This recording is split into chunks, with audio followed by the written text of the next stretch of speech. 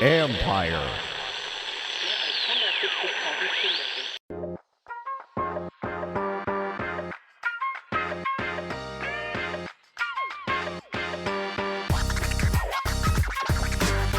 Welcome to Inside the Cap. I am your host, Joel Corey. You can find me on Twitter at Corey Joel. That is CORRYJOEL. And also, you can read my regular CBSSports.com column, An Agent's Take, focusing on NFL contracts and salary cap. This week, we're going to look at a surprising contract extension that was unexpected in David Bakhtiari's deal, which made him the highest paid offensive lineman in the NFL. That deal was announced last Sunday. Didn't really think there'd be another major contract extension for the rest of the season. And also going to look at that deal's, how it shapes up in the tackle market and what we could see happening in the tackle market in the upcoming months. Bakhtiari signed a 4-year, $92 million contract extension, averaging $23 million per year. That makes him the highest paid offensive lineman in NFL history, eclipsing Laremy Tunsil's $22 million per year. Tunsil signed a 3-year extension the day the NFL draft started, the first round. I think that was like April 24th, I think, or 23rd, when that deal was signed. In between the Bakhtiari deal and Laremy Tunsil deal, Ronnie Stanley signed a deal in the middle of this season, which came in a little below where I expected. Right around Halloween, he signed a deal. Signed a 5-year extension, averaging $19.75 million per year. The deal maxes out at $100 million. The Stanley deal does, because of a $250,000 Pro Bowl incentive each year. I really thought the Stanley deal would eclipse the Tunsil deal in average. Thought it would have to be longer to do so, maybe 4 or 5 years, but didn't think it would come in at a base value under $20 million per year. What Stanley did that was really good was that the guarantees and the signing bonus. He got a $22.5 million signing bonus, which at the time was the biggest signing bonus for an offensive lineman. And also the guarantees are what are strong in the deal. In the Stanley deal, there are $58 million fully guaranteed at signing. Actually 58.8, a little more than 58.8. And there's a little bit of misinformation about the guarantee. Some people say the full guarantee is $64.116 million. That's technically not correct. In the deal, he kept the cap number the same and reduced his base salary from $12.866. Some of that money had been paid up until that point. And then curiously, the base salary reduced to $5.216 million, but a little over $3.05 million of the base is guaranteed. So from the guarantee, I'm not counting the unguaranteed amount, even though he's getting the money this year. Technically, it's not guaranteed. So the overall guarantee is a little over $65.5 million. And the cash flow is really good in the early years of the deal. That through 2021, he's going to make $54.616 million, and through 22, $64.116 million. So those are the best things about the Stanley deal. It also looks even better in light of the fact that he got hurt right after he signed the deal and is out for the year. Now, not really how you're supposed to evaluate the deal, but the deal still came in below where I thought it would. Now, because of the Stanley deal, I thought Bakhtiari would have a tough time getting above $20.5 million per year. So for Bakhtiari to get to $23 million per year, that exceeded all of my reasonable expectations for the deal. There's a $30 million signing bonus in the deal, which is the biggest signing bonus ever for an offensive lineman, and it's one of the biggest signing bonuses for a non-quarterback. So that's something you expect out of Green Bay deals. The Packers are one of 3 teams, along with the Bengals and the Steelers, that don't guarantee anything besides signing bonus. Green Bay makes one exception for Aaron Rodgers. They give him base salary guarantees, and nobody else does. So in a Green Bay deal, you will see a bigger signing bonus. And the signing bonus is all paid before the end of the calendar year. That's what Green Bay does, that they don't defer signing bonus money. And that's one good thing going back to Stanley. He got his $22.5 million signing bonus was all paid within 10 days of execution. Now, the contract. Bakhtiari gets half of his within the first, essentially on execution by the end of the next pay period. And the rest of it before the end of the year, late December. So he's going to have all $30 million before the end of the calendar year. He's got what Green Bay does, since they don't guarantee base salaries after, or how many guarantees after the first year. They give you third day or fifth day roster bonuses in subsequent years of the contract.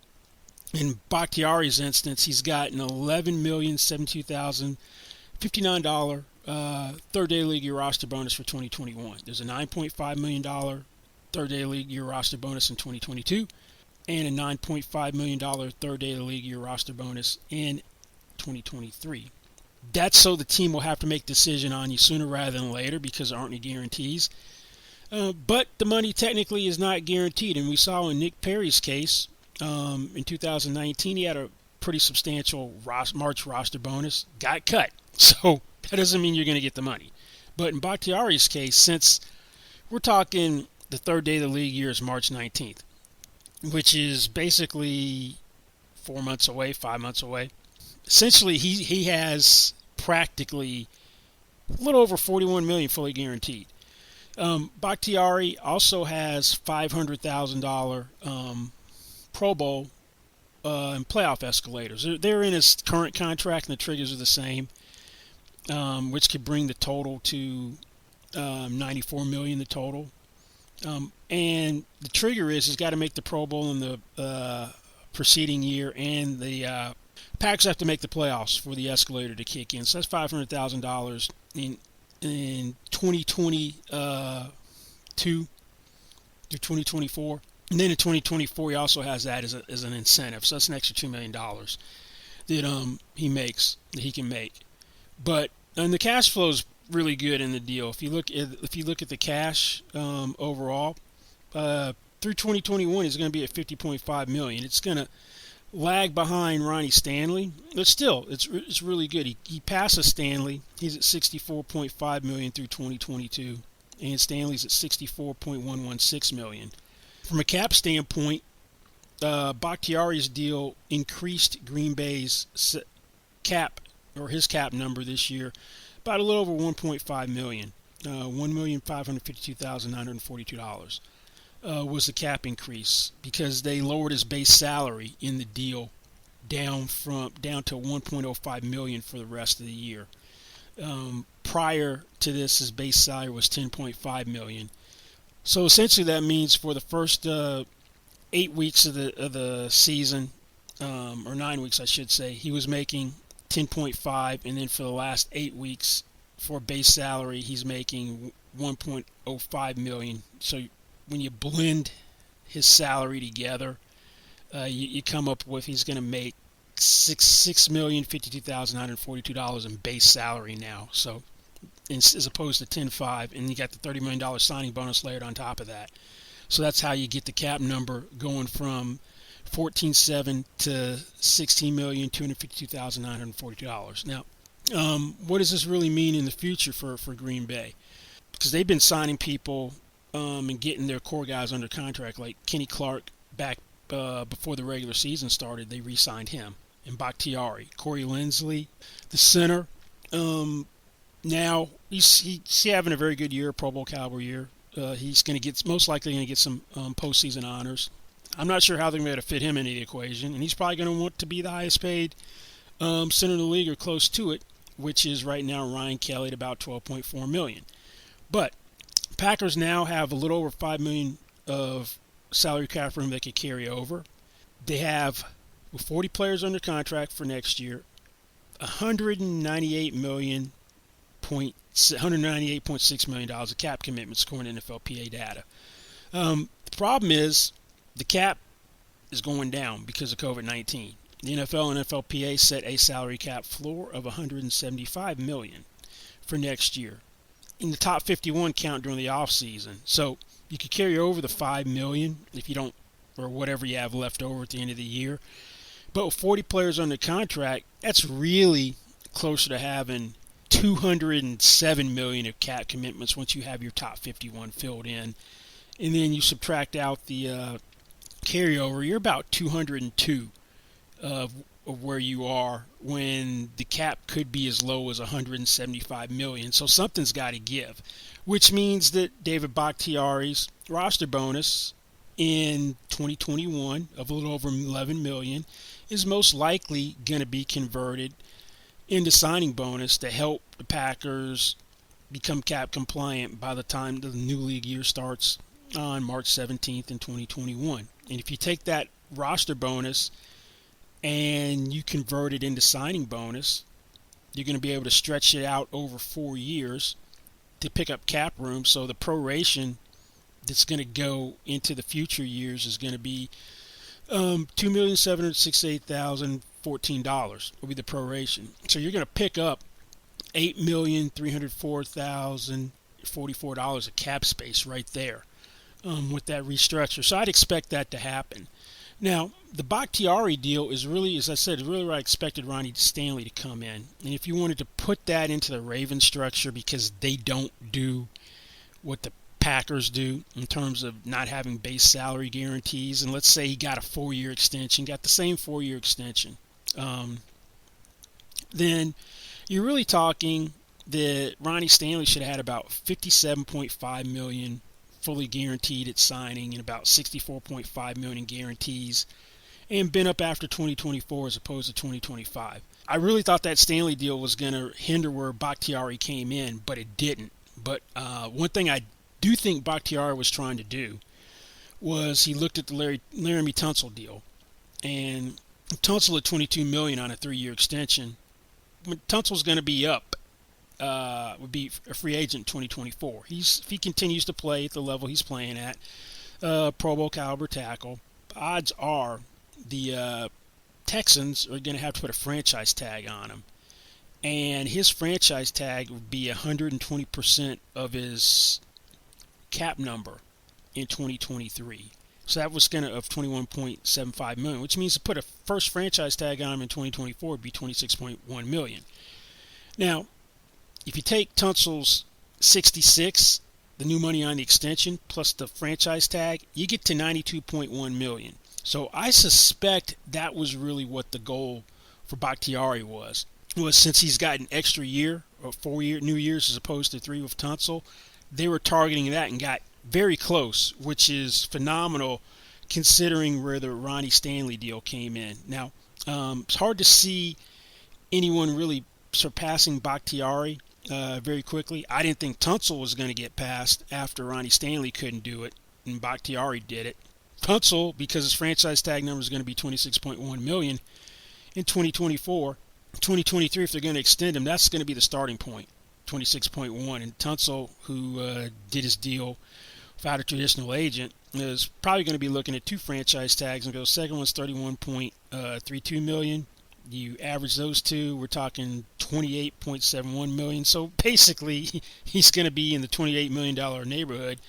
If you want to get a deal done, at least that in his mind, that's what he's going to be targeting. Now, Bakhtiari helps one guy in the immediate future. That's Trent Williams. Trent Williams sat out half of last year or several weeks last year holding out, trying to get a new deal, came back and spent the season on NFI, was traded to the 49ers during the draft when Joe Staley retired. The 49ers decided, and he's in last year's contract, that they give him a $6.25 million salary advance, which was guaranteed, and stick a clause in there where they couldn't put a franchise or transition tag on him after the season. They didn't trade give up, I think it was a 3rd and a 5th round pick for Trent Williams to have him be a 1-year rental. Because there's no franchise tag, that gives him a little more leverage and puts some sense and urgency on the Niners to get a deal done after the season.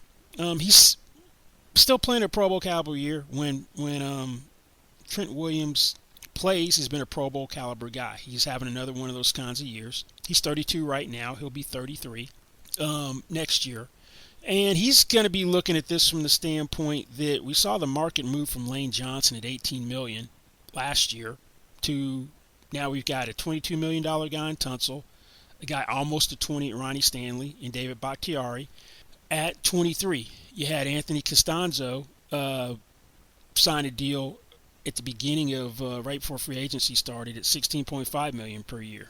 So the Niners probably realized that at a minimum they got to go Lane Johnson territory. Lane Johnson's a right tackle. That's $18 million. They weren't afraid to pay Joe Staley as an older guy. Staley signed a deal which, when he was 34, almost going on 35, a 2-year extension averaging $14 million a year, which would run through when he was 37. So Trent Williams will be 33 next year. So you sign him to a 2-year deal, 3-year deal. You've got him 3 years. You got him 33 through 35. So the way tackles can play for a long time, have longevity, that you'd expect that he's not going to hit a wall or there's going to be a huge drop-off overnight like you might have a running back. So what do you pay him, 19, 20 million per year? I'd imagine Trent Williams is looking to get in the $20 million offensive lineman club, become the third member. And we'll see if the Niners are going to be willing to do that. The Niners, cap-wise, have about $3.5 million they could carry over if they don't do anything else for the rest of the year. They only have 34 players under contract next year. And those guys take up almost $150 million of cap space. And if you fill out the top 51, you're really talking that they're about close to $163 million. Which is actually better than a lot of teams. If the cap's at 175, you're still under initially, and you could probably structure a deal with Trent Williams where, depending upon how you wanted to do it, you'd still have some of that cap room left over. He wouldn't put you totally take up all your cap space, but still, it's going to be a challenge for the Niners. But if they want Trent Williams, they're going to have to pay a pretty penny. He's playing well this year, and the market's moved over the last several months from Lane Johnson's $18 million, initially thanks to Laramie Tunsil. Bakhtiari gives him hope of becoming a $20 million per year offensive tackle, so we'll see what happens with that in the offseason. We're going to look at one other thing in this week's episode, and that is dead money. And the biggest individual dead money charges there are for the 2020 league year. Now, what exactly is dead money? Dead money is a salary cap charge for a player that is no longer on the roster, and the only reason it exists is because of how salary cap accounting rules work. Signing bonuses, option bonuses, and if you have a fully guaranteed roster bonus at signing primarily, are prorated or spread out evenly over the life of a contract for a maximum of 5 years. So when a player is released, traded, or retires, the remaining proration of these salary components immediately accelerate into the team's salary cap, except in limited instances. And there are two major exceptions to the general rule of how bonus proration acceleration works. That was a mouthful. Only the current year's proration will count towards the cap when players are released, traded, or retire after June 1st. So anybody who was released in the roster cut downs, because that's after June 1st, and they have bonus proration in 2021, 2022, 2023, or beyond, the bonus proration didn't hit the cap this year. It hits the cap next year. Hits in the following March, the beginning of the next league year, which will be 2021 in that case. Now, there's also another way teams can get this type of treatment under the cap. There's something called a post-June 1 designation. Each team has 2 post-June 1 designations they can use each league year, where you can release someone prior to June 2nd, keep their cap number on the books up until June 2nd, and then the number comes off the books at that point, and you get the cap treatment as if they were released after June 2nd. Dead money is typically a sunk cost because it's bonus proration.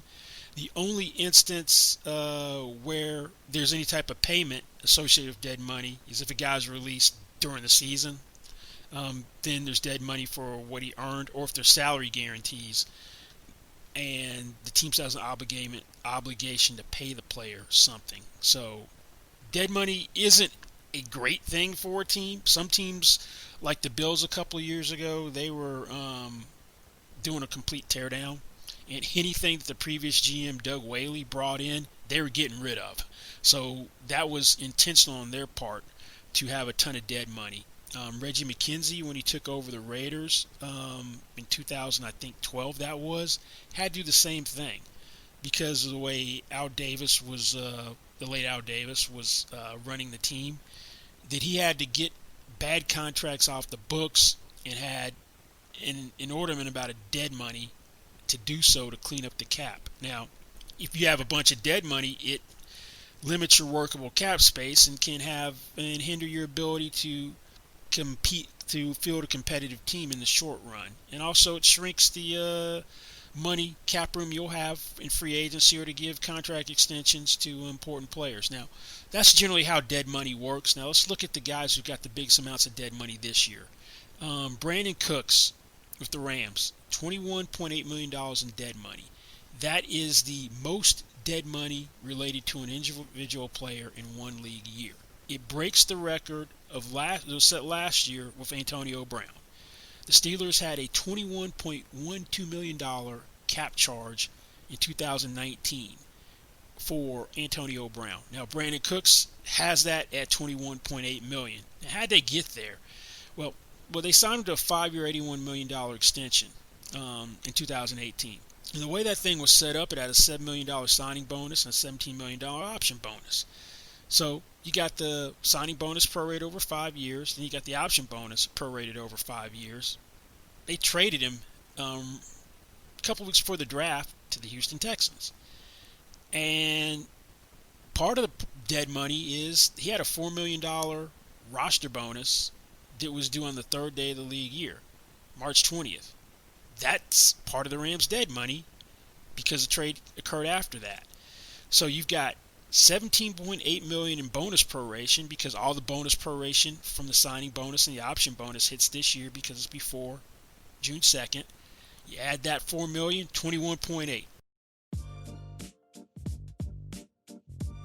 Number 2, the Jaguars with Nick Foles have $18.75 million of dead money. Signed him to a 4-year, $88 million contract worth up to $102 million in incentives. Last year in free agency, gave him a $25 million signing bonus. He gets hurt in the season opener. That kind of opens the door for Gardner Minshew, 6th-round pick, to get a look on the field. Played well. And eventually took Foles' job. They traded him to the Bears. So that means they have 3 years of the bonus proration of the signing bonus hitting the cap, $18.75 million. There you go. Number 2. He's number 2 this year. Le'Veon Bell, Jets, number 3. Jets have $15,062,500 of dead money this year for Le'Veon Bell. Now, he's the latest cautionary tale for you don't give lucrative running backs second contracts. Jets, for bidding against themselves, signed him to a 4-year, $52.5 million contract worth up to $60.15 million through incentives. Guaranteed $27 million is fully guaranteed at signing. Majority of Bell's dead money comes from his fully guaranteed $8.5 million base salary in 2022. Now, he also had a $4.5 million roster bonus that was payable last March. There's $2 million from the $8 million signing bonus that he had. The Jets will get some modest cap relief from the dead money because the base salary guarantee has an offset. But he's making just under $706,000 in base salary for the rest of the season from the Chiefs, so it won't be that much. But the bulk of Bell's dead money actually comes from salary. The $8.5 million base and the $4.5 million roster bonus. Now, number 4 is Joe Flacco. Joe Flacco last year was traded for a 4th-round pick from the Ravens to the Broncos. Now, there wouldn't be any dead money at all if the Broncos hadn't restructured Flacco's contract when the roster cut down was about to happen at the end of the preseason. So they took $17 million of his $18.5 million 2019 base salary, converted it into signing bonus, added 2 voiding contract years, 22 and 2023, so they could stretch out the proration over 5 years. Flacco didn't play well last year, gets hurt. Drew Lock, second round pick, who doesn't look like he's the future either at quarterback. They decided to roll with him. So when you cut Flacco, you got $13.6 million of dead money because of the restructure when you would have had none. And the fifth guy, rounding out the top 5, is Tom Brady, the Patriots. The Patriots have $13.5 million in dead money for Tom Brady. And the reason for that is 2019 was his contract year. August 2019 gave him a raise. He's been underpaid by choice. He was going to make $15 million. They raised his salary to $23 million. The easiest way for them to do that was to add 2 voiding years, 2020 and 2021, to his contract, because they gave him a fully guaranteed $20.5 million roster bonus. So they could prorate the roster bonus over 3 years. The years voided at the end of the 2019 league year. They also gave Brady a clause where they couldn't put a franchise or transition tag on him. This is the first time Brady was in a position to play out his contract. Now, if they could have reached a deal to keep Brady around before the voiding years trigger hit, and that's what the Saints have been doing with Drew Brees, has voiding years. The voiding years never become an issue because he signs a new contract to keep those years intact. Well, Brady decided to jump ship. He's like, you know what? I'm going to go someplace else, and he's in Tampa, and he's playing well in Tampa. So Patriots have $13.5 million in dead money, $6.75 million in proration for this year, for 2020, and also in 2021. Now, Brady's $13.5 million is more than the collective cap charges of Patriots quarterbacks: Cam Newton, Brian Hoyer, Jarrett Stidham. Their cap charges are a little over $3 million. Most of the cap charges for quarterbacks this year, Tom Brady. All right, well, that's wraps up this week's episode. Thank you guys for listening. Don't forget, you can find me on Twitter. That is Corey Joel, CorryJoel. And also my regular column and Agents Take. We'll see you back here next week. Goodbye.